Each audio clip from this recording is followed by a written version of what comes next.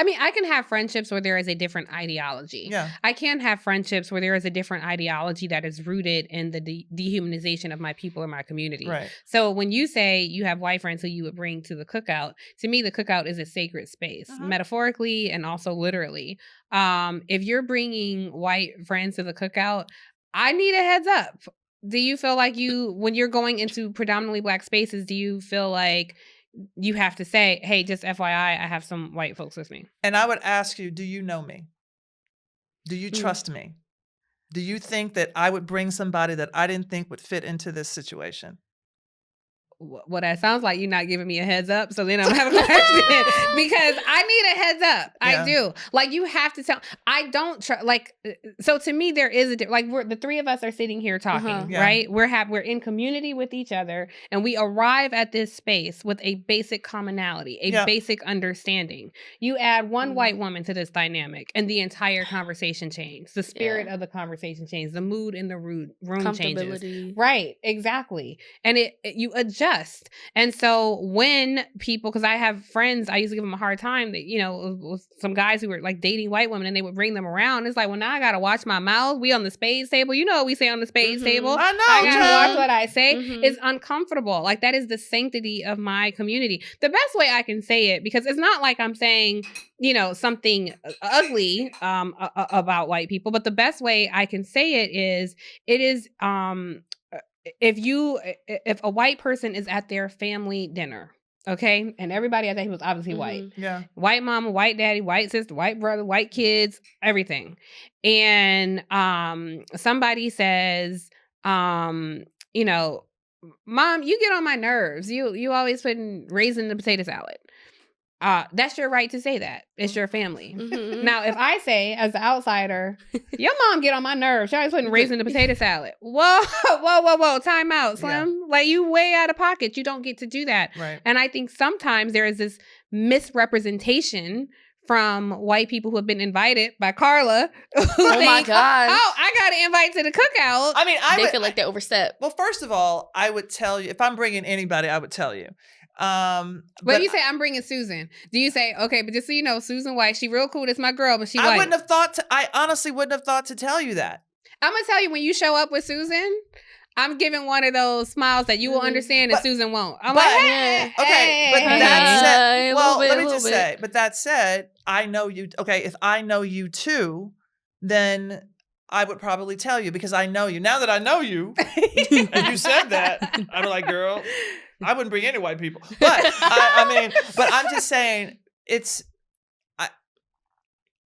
you have to trust me that I'm bringing somebody that you can still speak freely. But now what you all are saying is, because their skin is white, you wouldn't trust that you can speak freely, because it changes the dynamic. Yeah. I mean, it's not a matter that I don't feel I can speak freely. I feel it's out of pocket. Like, there are things their presence is out of pocket. Or to say things, not their presence out of, but to say things, like a conversation I would have with just us is very different with someone outside of the community. And that is something that's very important to me. Now, if I know I'm going into an environment in mixed company, the conversation is different. Like, there are just things that are different. The example I always give, y'all hear it a lot on this podcast, but the example I always give, if I were to say to y'all right now, God is good, you say, God is good all the time. All the time. All the time. Good, yeah. All the time. God is good. I'm questioning both y'all black card. All the time, God is good. I know, you but it was real. Did you say God is good all the time? Did you say God is good all the time? I don't know if maybe you did say the all the time after. Okay, yes, but anyway. Yes. Okay. That's it all the time. But what else are we supposed to be saying? I might have to edit that out for y'all. But yes, that is that because you didn't say the all the time part. Yes. We said all the time. But that's what I'm saying. Well, that's the natural call and response for black folks. Yeah. That is something that is specific to our community. There is something about that we know that is inherently true to us. I think there are so many things like that. There's an understanding of things. It's like, yeah, I understand that. Like, it's a shorthand. There's a shorthand to speaking, and but you don't want to have to. Safety is the most important. Well, there's thing. safety. There's a shorthand, and admittedly, sometimes I just don't want to use as many words. But I feel like that with women, that sometimes with men, I need to use too many words. I'm like, I don't want to use all those words. Yeah. I want to be able to talk to you in 5 words and you know that you heard 50. Right. Exactly. Yeah. I think that exists with us in a different way than it does with other people. Mm-hmm. When other people are around, there are all these adjustments and everybody's a little tighter. Everybody's a little clenched, you know. You're not but sure why? because you're not sure if you can.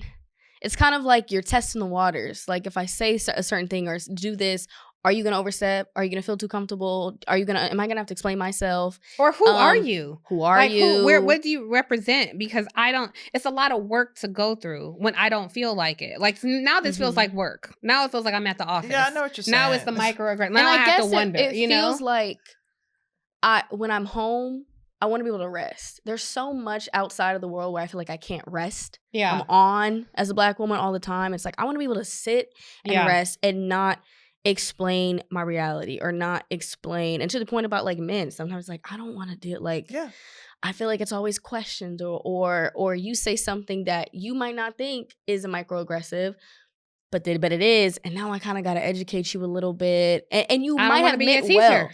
Yeah. I don't think all white people don't mean well. I think a lot of them don't, but or they're indifferent. Like there's just an indifference. Like it's interesting that your ideology shifted when Trump was elected. I used to host a show on MSNBC. There were people all throughout that building who don't look like us, who you know, I'm looking at this play out. I know exactly what it is because I've seen it before. Mm-hmm. You know, the world wants to say this was the first time we had a white supremacist in the White House. Bullshit. Like we have had several. Yeah. Like we can name more people who weren't white supremacists. One, and before we could name. He just outed himself. That's fine. Yeah, right. Yeah. No one else outed him. Right, yeah. Right. And it's not about party. Okay, go ahead. Yeah, yes. I agree. Listen, I completely agree.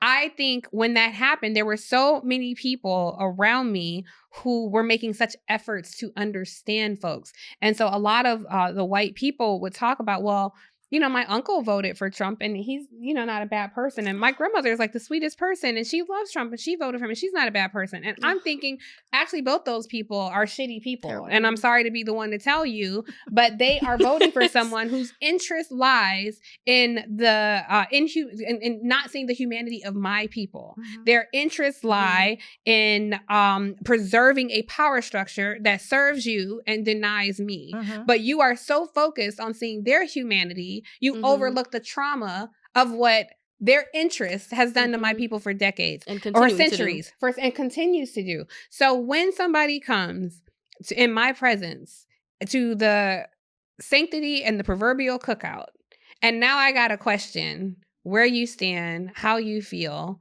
it's too much effort for me. I make that effort in too many other areas of life.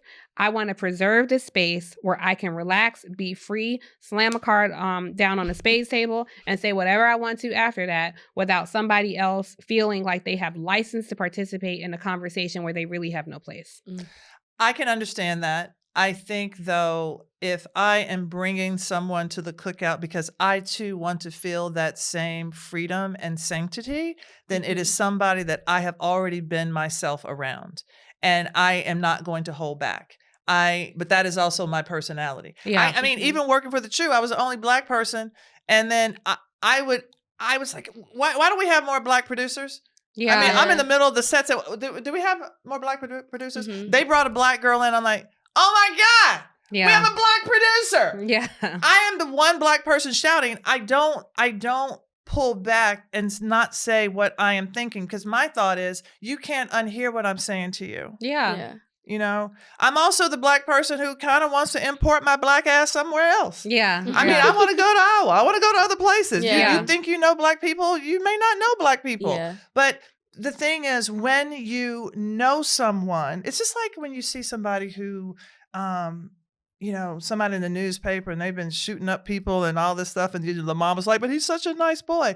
Because that story that you read in the newspaper is 2% of what you know about that person. And you take it for 100%. Mm-hmm. Whereas the people who know them, that story, you know, is 2% because they know him so much more. Yeah. So of course the people are going to say, oh, she's really a nice person because she is to them. Yeah. It doesn't make that person not nice. Two things can be true at the same time.